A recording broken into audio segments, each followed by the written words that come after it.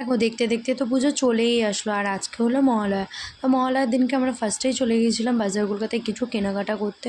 দেন ওখানে কিছু কেনাকাটা কমপ্লিট করে চলে গিয়েছিলাম আমরা শেক খেতে। মেনলি আমরা গেছিলাম আইসক্রিম খেতে, বাট ওখানে আইসক্রিম না পাওয়ায় আমরা শেক নিয়েছিলাম।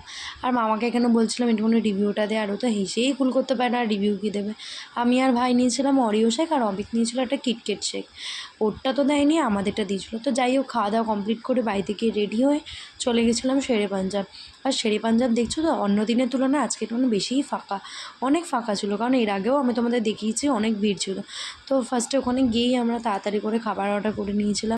নিয়েছিলাম হচ্ছে একটা চিকেন তন্দুরি, ফিশ ফ্রাই, তারপরে মেন কোর্স ছিল যে তন্দুরি রুটি, butter paneer, mixed fried rice, chilli chicken, আর এটা ছিল মটন কষা। তো যাই হোক, খাওয়া দাওয়া শেষ করে আজকে ডিনারটা তো ভালোই হলো। মহালয়ার দিনটা এইভাবেই কাটালাম। তোমাদের কেমন লাগলো ভিডিওটা অবশ্যই আমাকে কমেন্ট করে জানিও। ভিডিওটা ভালো লাগলে লাইক, কমেন্ট, শেয়ার, সাবস্ক্রাইব করে দিও। বাই।